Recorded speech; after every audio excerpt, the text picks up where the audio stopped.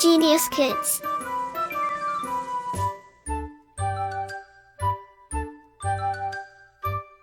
Cultivating love for learning.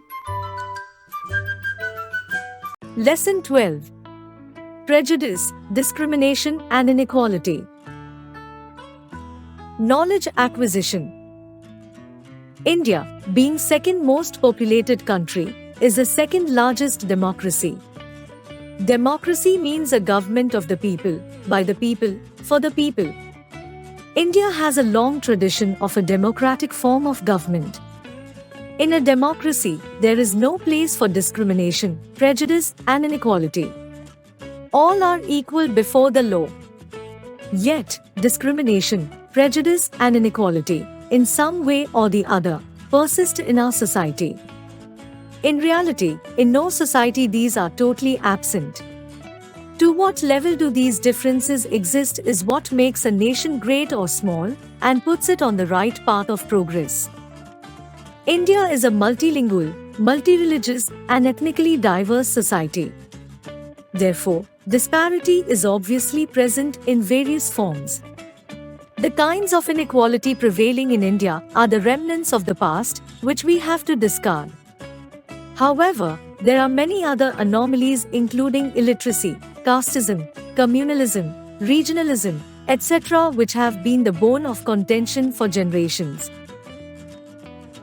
Prejudice. Prejudice means to judge other people negatively or to feel that they are inferior. For example, the students from the city as well as village have negative opinions about each other, though they have never met. We are generally prejudiced against people who are physically or mentally challenged. This is unfair. The government has provided these people with reservation in jobs and other facilities. They are now called people with special needs. Prejudice is prejudging an individual, activity or situation without actually having first-hand knowledge about them. We can be prejudiced against or in favor of a person, a community, a particular religion, caste, etc. It is a negative perception which is not healthy either for a society or for an individual. Our constitution forbids it, and our ethics and morals do not sanction it. Discrimination. Sometimes our prejudices influence our behavior with certain people. We may be rude to them, isolate them, and ultimately harm them in some way. This unfair treatment of people on the basis of prejudice is called discrimination. The Constitution of India forbids discrimination by the government on the basis of caste, religion, sex, place of birth, race, etc. Everyone is equal in the eyes of the law. Discrimination is a negative perception and should be avoided since it breeds disharmony. In order to balance the scales, the Constitution allows positive preferences in favor of scheduled castes, scheduled tribes, and other backward classes. Women, children, old people, minorities, and disabled are also given special protection by the Constitution of India. Caste system. Our society still suffers from the ills of narrow casteism, regionalism, gender inequity, etc. The stigma of untouchability persists even today. Though women are fighting for their rights without much achievement, it is unfortunate that they are yet to be brought at par with their male counterparts. Discrimination, which still persists in various forms in our society, is being practiced in the name of caste, religion, language, economic status, etc.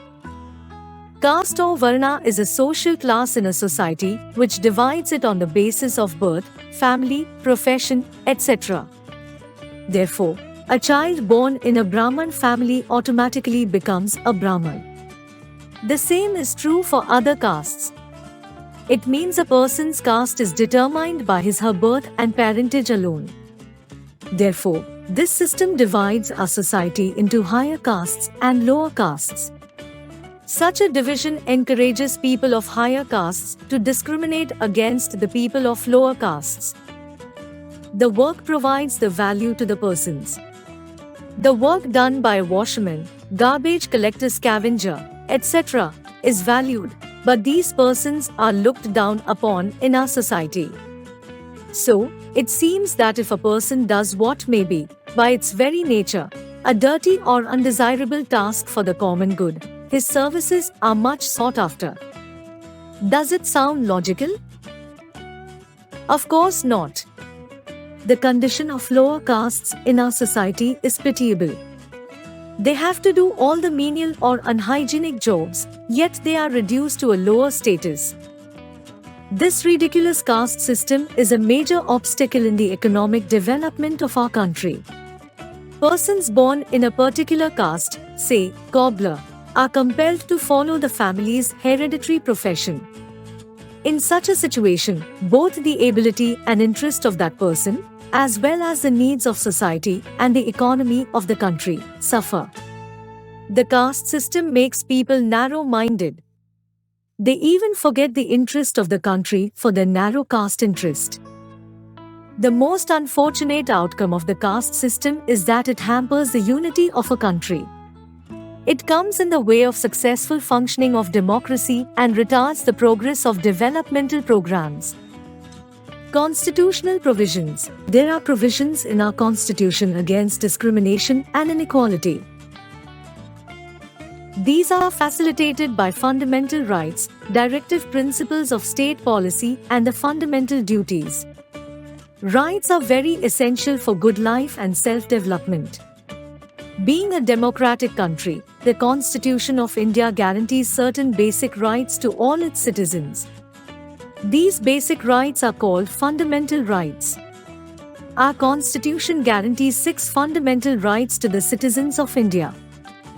1. Right to equality. 2. Right to freedom of speech and expression. 3. Right against exploitation. 4. Right to constitutional remedies. 5. Right to freedom of religion. 6. Cultural and educational right. Do you know? There are 8 major religions in the world. These are Hinduism, Christianity, Islam, Buddhism, Confucianism, Judaism, Shintoism, and Taoism. After the adoption of Constitution, India became a secular and democratic country. The government has passed laws about the inheritance of property and legitimacy of the children born out of intercaste marriages.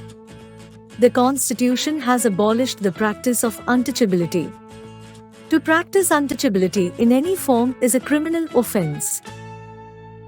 The future of the caste system looks a little bright as it no longer allows us to continue with caste distinction. The spread of education, the development of scientific outlook, the growing spirit of equality among the people, the advance of industrialization, etc. are slowly but surely helping in abolishing the caste system from our society. Vocation is no longer a sure index of caste. This is evident from the fact that Brahmins are earning their livings as traders, shopkeepers, and industrialists. Other castes are adopting other professions, such as teaching or joining the armed forces. Slowly but surely, economic advancement is diluting the effects of the caste system.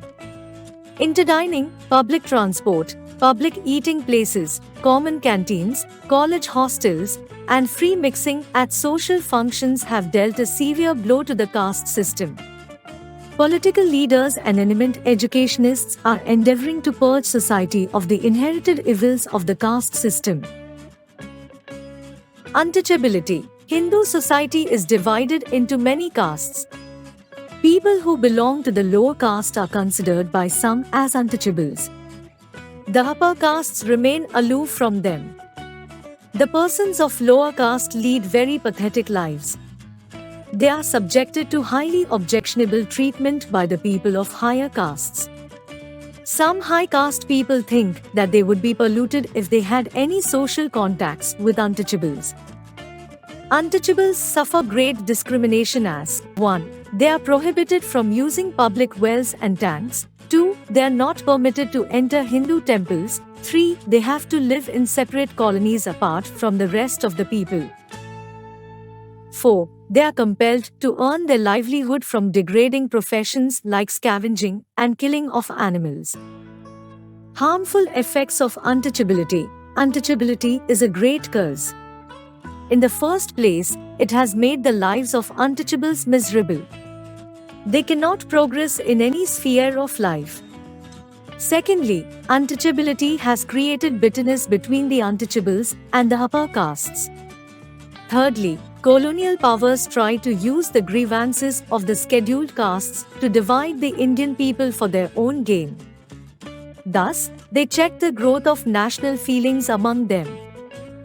Laws to abolish untouchability. The Constitution of India empowers the government to make laws for completely abolishing untouchability. It grants the right to equality to all citizens of the country. The government has made laws to abolish untouchability in any form. By an Act of 1955, untouchability has been declared a criminal offence. It is a punishable offence with a sentence of 1 year and a fine ranging from ₹1,000 to 5,000 or more. The government has appointed a special officer known as the Commissioner for Scheduled Castes and Scheduled Tribes to eradicate the evil of untouchability. Today, the untouchables are free to use public places such as wells, ghats, tanks, temples, hotels and cinemas without any hindrance. The government is making special efforts to remove poverty, illiteracy and a sense of inferiority among them. Seats have been reserved for them in government services, panchayats, municipal committees, state assemblies and in parliament. They are given special concessions and facilities for education in schools and colleges. They are given stipends. They are given books free of cost. Every state has established a scheduled castes welfare department to safeguard the interests of scheduled caste and scheduled tribe. Impact of modern way of life on untouchability. The modern way of life has also contributed significantly in eradicating untouchability. The growth of modern industries, railways, buses and other means of transport has brought people belonging to different castes closer to one another. The growth of cities and towns has also made the people of all castes to live together and develop closer social contacts. Development of trade and commerce and large-scale industries has opened the door of economic progress to people of all classes. In the past, there was a close connection between caste and occupation. But the situation has changed today. In the modern industrial age, profit is the main motive. So, the person can do any job according to the profit. What can we do to remove untouchability? Due to the sincere efforts of the government, the evil of untouchability has reduced but not removed totally. More steps should be taken to improve the economic condition of the untouchables. People should be made aware of the evils of untouchability through mass media such as journals, television programs, cinema, theatre, speeches, etc. Intercaste marriages should be encouraged. Striving for equality. The parallel movement was started during freedom movement for both independence from foreign rule and abolition of social evils like casteism, untouchability, discrimination, etc. Social reformers like Raja Ram Mohan Roy, Ishwar Chandra Vidyasagar, Dayanand Saraswati, Mahatma Gandhi, Dr. B.R. Ambedkar and others organized movements against all forms of social evils and discrimination. As a result, many Dalits organized themselves to gain entry into temples. Women raised their voice against gender-based discrimination. In the economic field, peasant movements were organized to get them released from the grasp of moneylenders or to get loans from banks waived. Soon after independence, the evil of untouchability was declared illegal. The founding fathers of Constitution were aware of the evil effects of such social ills. Dr. B.R. Ambedkar, a leading figure in the making of India's Constitution, pleaded for complete eradication of such social evils. Thus, the Constitution of India declared that the state shall not allow discrimination on the ground of caste or creed, and that there shall be equality of opportunity in matter of education, public employment, etc. Our Constitution guarantees its citizens the freedom to follow any religion, any language, to celebrate festivals and express themselves freely. It has made India a secular country, where everybody has the right to practice and follow their religion without any fear of discrimination. Despite these measures, narrow casteism is still followed at many places. To root out these evils, we need to expand education, make people aware of social evils, and the urgency of eradicating them. Keywords: prejudice, a preconceived notion or opinion formed without adequate knowledge of facts. Discrimination, unfair treatment of people on the basis of prejudice. Untouchability, a form of discrimination where people belonging to lower castes are considered untouchables. Fundamental rights, a set of rights every citizen of the country enjoys. Let's revise. Continuous review. Prejudice and discrimination create inequalities in the society. An attitude or opinion about a person or things is called prejudice. The unfair treatment of people on the basis of prejudice is called discrimination. To judge somebody below at par caste consideration is called untouchability. To prejudice someone on caste consideration is known as untouchability. After independence, untouchability was declared illegal. No discrimination of the basis of sex, caste or religion is called equality. Before independence, Dalits were not allowed to enter temples.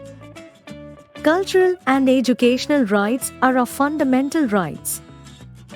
Dr. B.R. Ambedkar is one of the makers of the Constitution. Like, share and subscribe.